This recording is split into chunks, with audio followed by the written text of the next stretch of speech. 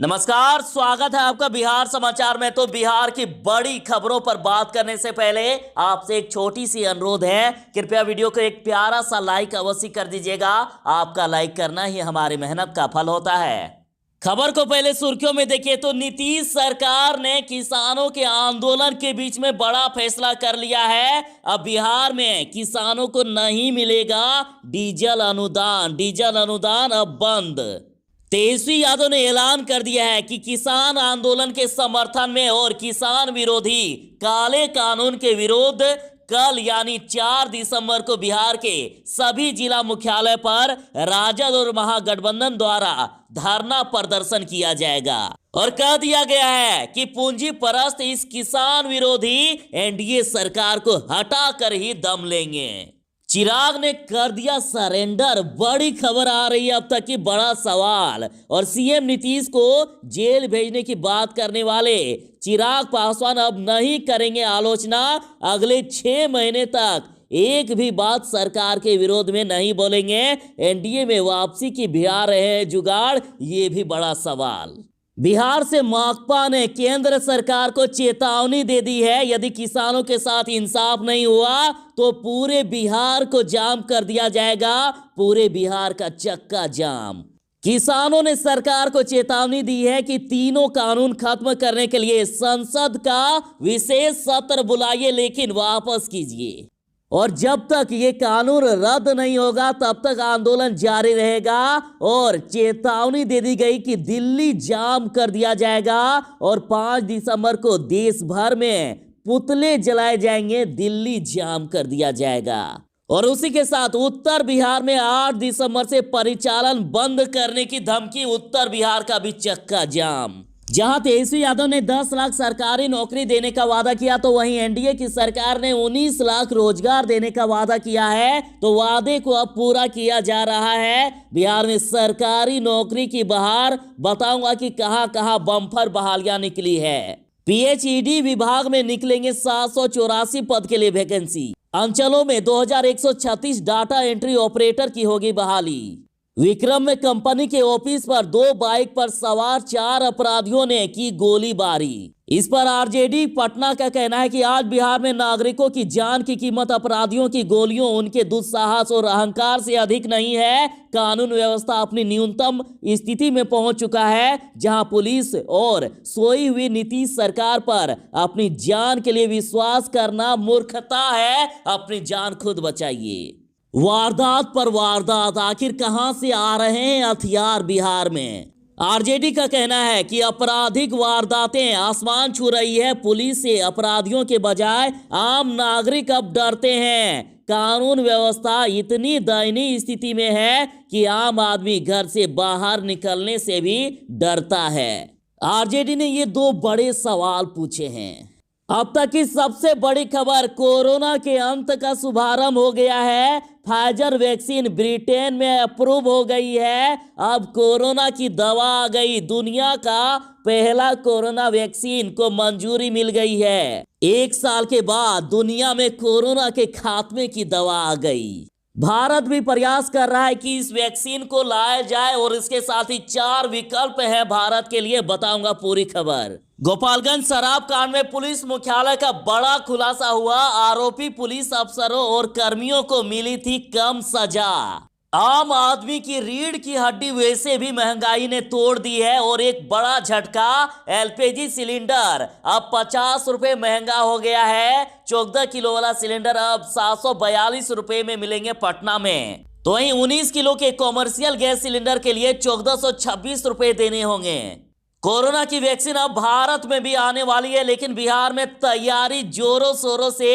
अगले 1 हफ्ता में सूची बना ली जाएगी कि किसको किसको कोरोना की दवा कब कब दी जाएगी। और सबसे पहले डॉक्टर व हेल्थ वर्करों को दिया जाएगा। और कहां लिस्ट बन रही है, किस प्रकार से बन रही है, पूरी खबर बताऊंगा। राजद ने बड़ा ऐलान कर दिया, कह दिया है कि सुशील कुमार मोदी से बिहार मुक्ति चाहता था, वे चले गए यहां से तो अच्छा हुआ है, हम रोड़ा नहीं बनेंगे, बिना लड़े जीत जाएंगे सुशील कुमार मोदी। महागठबंधन ने राज्यसभा उपचुनाव के लिए कैंडिडेट नहीं उतारने का ऐलान कर दिया है। राम मंदिर के निर्माण के लिए अब बीजेपी कार्यकर्ता घर घर जाएंगे, लोगों से चंदा इकट्ठा करेंगे। बिहार कोविड को खा गया, ये सच्चाई नहीं है, ये हम नहीं कह रहे हैं, बल्कि पटना हाईकोर्ट कह रहा है। उन्होंने कह दिया है कि बिहार कोविड को खा गया, ये सच्चाई नहीं है। अतः जब तक दवाई नहीं तब तक ढिलाई नहीं।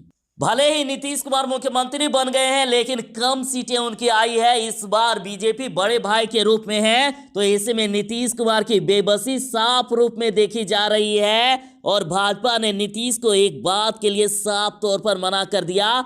बताऊंगा आपको पूरी खबर, तो चलिए बात करते हैं खबरों को विस्तार से।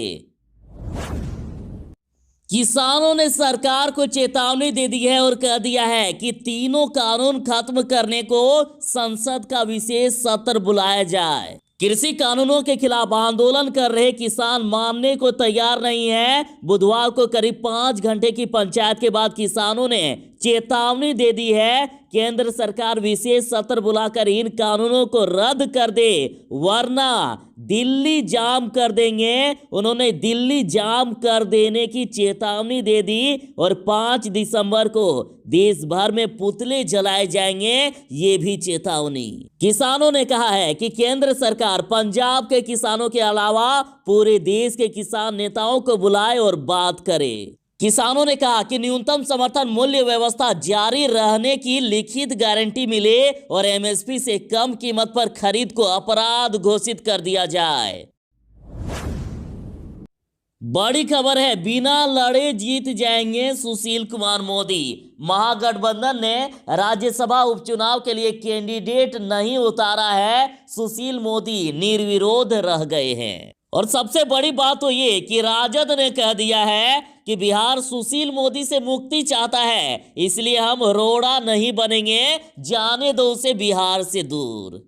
राजद अब सुशील कुमार मोदी के खिलाफ प्रत्याशी नहीं उतारेगी, इसकी घोषणा कर दी। और लगभग ये तय माना जा रहा है कि अब सुशील कुमार मोदी को कृषि या खाद्य आपूर्ति मंत्री बनाया जाएगा।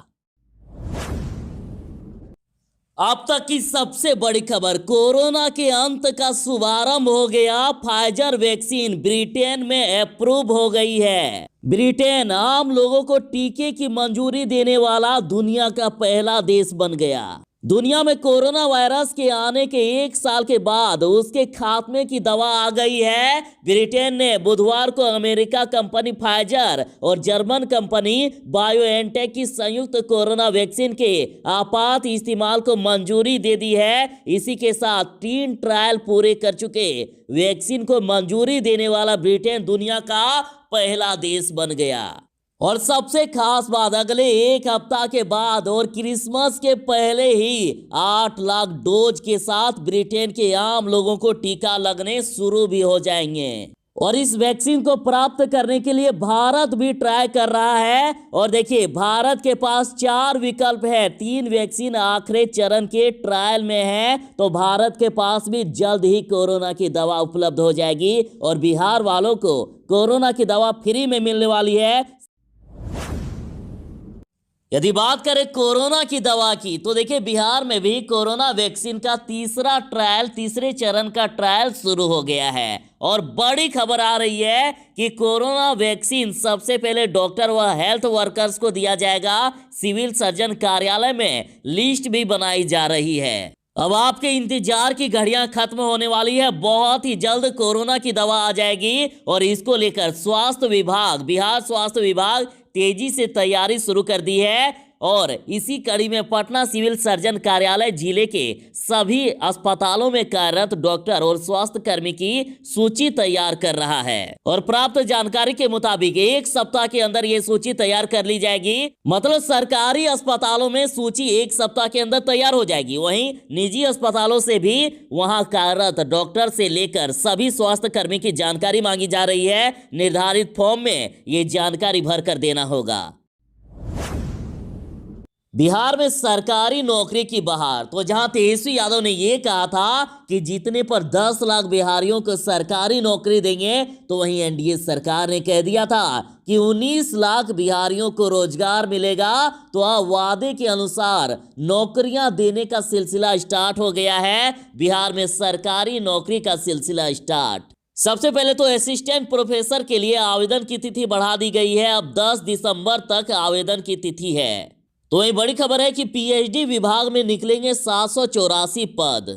पीएचडी में जनवरी 2021 तक कुल 784 पदों पर संविदा पर नियुक्ति होगी, जिनमें से जूनियर इंजीनियर के 500 और असिस्टेंट इंजीनियर के 88 पद शामिल हैं। और इसी के साथ अन्य विभागों में भी कई पद हैं। टोटल 784 पदों के लिए वैकेंसी। तो वहीं अंचलों में 2136 डाटा एंट्री ऑपरेटर की होगी बहाली।